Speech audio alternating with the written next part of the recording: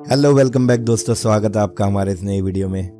दोस्तों, इस वीडियो में हम आपके लिए लेके आए एक बहुत ही इंपॉर्टेंट चीज जिसे WCAG कॉम्प्लाइंस बोला जाता है। दोस्तों, इसको लोग वकैक भी बोलते हैं, इसको WCAG गाइडलाइंस भी बोलते हैं, इसको वेब एक्सेसिबिलिटी गाइडलाइंस भी बोलते हैं। दोस्तों, लेकिन ये होता क्या है और स्टोरी लाइन के साथ इसका क्या रिलेशन है, दोस्तों आज इस वीडियो में समझेंगे।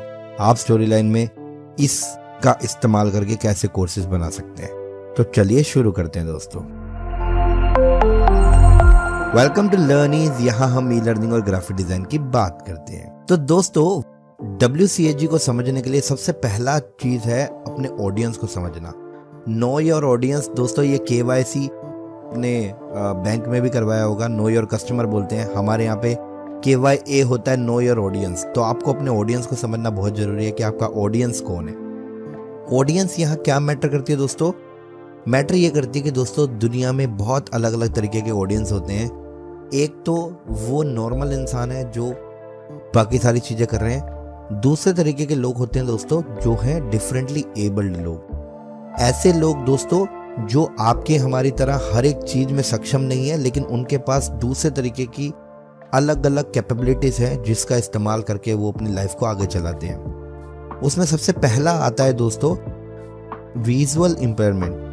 विजुअल इम्पेयरमेंट में क्या होता है दोस्तों? ऐसे लोग जो विजुअली देखने में बहुत अच्छे तरीके से सक्षम नहीं है, ऐसे लोग जो विजुअली चीजों को देखने समझने में स्ट्रगल करते हैं। दोस्तों, इसमें बहुत सारे तरीके के लोग आ सकते हैं दोस्तों, जिनका आई साइट बहुत ज़्यादा वीक है, जिनको कलर्स में ब्लाइंडनेस है, कलर सही से नहीं दिखाई देते हैं, ऐसे लोग जिनको पार्शियली ब्लाइंडनेस है, ऐसे लोग जिनको परमानेंटली ब्लाइंडनेस है।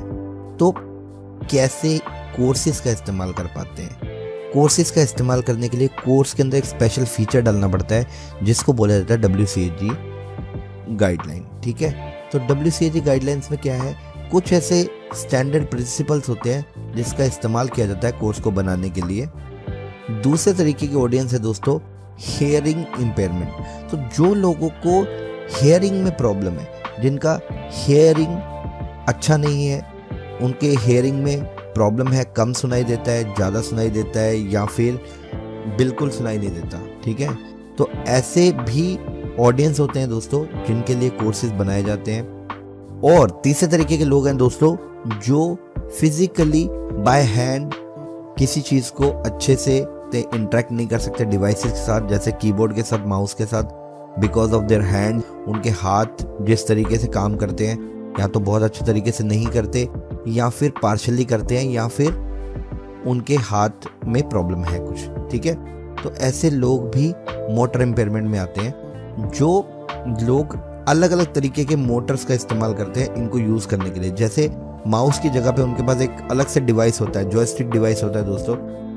उनके पास में कुछ अलग तरीके के माउस होते हैं, कुछ अलग तरीके के बटन्स होते हैं जिसका इस्तेमाल करके वो कंप्यूटर को इंटरेक्ट कर सकते हैं। और ये सारी चीज़ें जो है वेब एक्सेसिबिलिटी गाइडलाइन में आती हैं दोस्तों।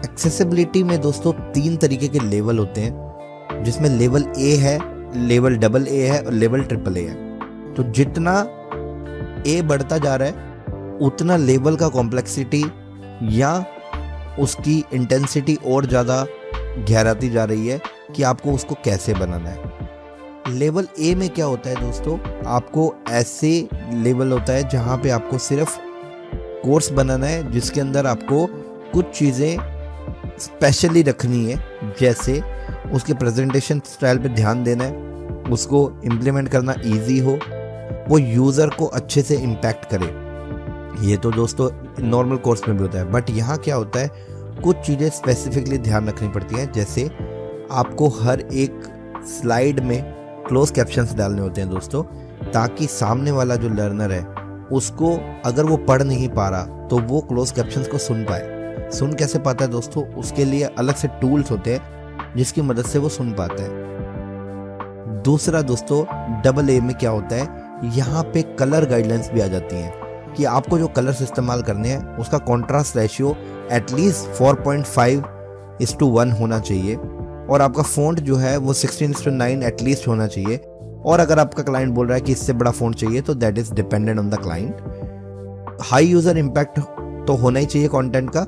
दूसरा, इसके अंदर सिंपल फंक्शनलिटी यूज़ करनी है, मतलब आप ज़्यादा टिपिकल फंक्शनलिटी यूज़ नहीं कर सकते कि जैसे drag and drop and all, ठीक है, वो फंक्शनलिटी आपको नहीं यूज़ करनी, आपको सिंपल फंक्शनलिटी यूज़ करनी है। इसका कलर कॉन्ट्रास्ट को आप अगर देखना चाहते हैं कि कैसे कलर कॉन्ट्रास्ट को मैच किया जाता है, उसके लिए वेब एम वेबसाइट एक है यहाँ पे दोस्तों, इसका लिंक मैं डिस्क्रिप्शन में डाल दूंगा। ये वेबसाइट पे जाके आप कॉन्ट्रास्ट चेक कर सकते हो कि आपका फोरग्राउंड और बैकग्राउंड में कॉन्ट्रास्ट कैसा है, ठीक है। और यहाँ पे भी दोस्तों आपको सीसी की जरूरत होती है। तीसरा आता है दोस्तों, वो होता है बहुत ही ज़्यादा मतलब हाई इम्पैक्ट का होता है। इसके अंदर लेवल AAA बोला जाता है। इसमें कॉन्ट्रास्ट रेशियो जो है वो बहुत बढ़ जाता है। 7.1:1 का रेशियो दोस्तों यहाँ पे यूज़ होता है। फ़ॉन्ट साइज एटलीस्ट 20 से 24 यूज़ होता है, क्योंकि हो सकता है आपका यूज़र जो है उसकी आंखें इतना भी अच्छी नहीं है कि वो छोटे साइज़ का फ़ॉन्ट पढ़ पाए, तो उसे और बड़े साइज़ का फ़ॉन्ट चाहिए हो। तो उस तरीके से दोस्तों इसको डिज़ाइन किया जाता है। प्रेजेंटेशन फंक्शनलिटी बहुत लिमिटेड रखी जाती है, जो चीज़ें बिना देखे यूज़र नहीं समझ सकता। जैसे मान लो आपने बोला click on the yellow button, तो user is not able to see the yellow button, तो ऑब्वियसली आपको येलो बटन ऐसे इंस्ट्रक्शंस को अवॉइड करना होगा। दोस्तों इसको इम्प्लीमेंट करना भी थोड़ा मुश्किल होता है, ठीक है, इसमें और डिफिकल्ट तरीके की चीज़ें आती है। अब स्टोरी लाइन के साथ इसका क्या कनेक्शन? स्टोरी लाइन में web accessibility guideline WCAG compliance कहाँ से आ गया, ये क्या चीज़ है, इसको स्टोरी लाइन में कैसे इस्तेमाल करेंगे? तो दोस्तों स्टोरी लाइन में एक स्पेशल फीचर दिया होता है टैब ऑर्डरिंग का। अगर मैं आपको भी दिखाता हूँ स्टोरी लाइन एनवायरनमेंट पे जाके, देखिए दोस्तों यहाँ पे आपको एक मिलता है फोकस ऑर्डर। अभी ये फोकस ऑर्डर है दोस्तों, पहले इसको टैब ऑर्डर बोला जाता था, अब इसका नाम फोकस ऑर्डर हो गया। Focus order in the sense कि लर्नर का फोकस कंटेंट में कैसे आए। मैं आपको इसका डेमो दिखाता हूँ दोस्तों, उसमें आपको समझेगा कि फोकस होता क्या है बेसिकली। तो चलिए इसका डेमो देख लेते हैं। दोस्तों आपको मेरा स्क्रीन दिख रहा होगा। अभी मैं यहाँ पे अगर टैप करता हूँ अपने कीबोर्ड पे, तो आप देखेंगे यहाँ पे कुछ सिलेक्शन आ गया, तो फिर दोबारा टैप किया तो एक और सिलेक्शन यहाँ पे आया। ये है फोकस ऑर्डर।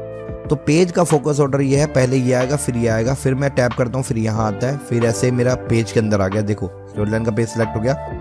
फिर इसके अंदर के फोकस ऑर्डर भी अलग अलग चलते हैं दोस्तों, लेकिन वो चलाने के लिए आपको किसी स्क्रीन रीडर का सहारा लेना पड़ेगा। स्क्रीन रीडर क्या होते हैं दोस्तों? जो हमारे स्क्रीन पे जो कंटेंट लिखा हो उसको पढ़ते हैं। आपने देखा होगा मोबाइल के अंदर कुछ ऐसे फीचर होते हैं जो आपका स्क्रीन रीड करते हैं। कोई मैसेज आया उसको टेक्स्ट अलाउड जिसको बोला जाता है ना, उसको रीड करके सुनाते हैं। ऐसे ही ये कोर्सेज भी रीड करके सुनाए जाते हैं दोस्तों। यहाँ पे एक टूल होता है नरेटर। आप अगर विंडोज 10 या 11 यूज कर रहे हैं तो आपको ये टूल यहाँ पे मिलेगा।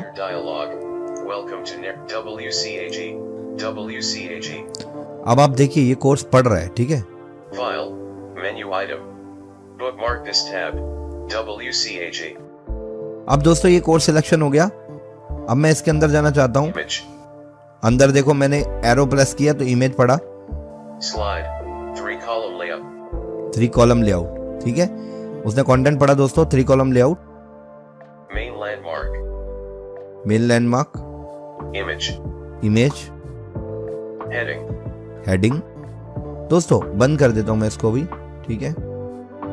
turn exiting narrator, तो आपने देखा डेमोन्स्ट्रेशन में दोस्तों ये किस तरीके से काम करता है नरेटर। ऐसे दोस्तों और भी टूल्स होते हैं, ये नरेटर है, ऐसे जॉज एक टूल होता है दोस्तों जो इस्तेमाल होता है, या और कई पेड टूल्स हैं जो इस्तेमाल होते हैं इसको यूज करने के लिए। तो इस तरीके से आप स्टोरी लाइन के अंदर भी ये टैब ऑर्डरिंग कर सकते हैं। आप चाहते हैं इसको कैसे पढ़ाना है, इस इमेज को कुछ और पढ़ाना है, तो वो सब भी आप कर सकते हो। वो कैसे कर सकते हो इन डेप्थ इसका ट्यूटोरियल दोस्तों अगले वाले वीडियो में आएगा, जहाँ पे आपको स्टोरी लाइन के अंदर WCAG कैसे इस्तेमाल करना है, कैसे आप अपनी मर्जी से चीज़ों को कस्टमाइज कर सकते हो, वो आपको आने वाले वीडियो में दिखाई देगा। दोस्तों वीडियो इन्फॉर्मेटिव लगी तो इसको लाइक जरूर कीजिएगा, दोस्तों के साथ शेयर करना ना भूलिएगा। लर्निंग्स आपके लिए ऐसे वीडियोस लेके आता रहेगा। Thank you so much for joining. Have a great day.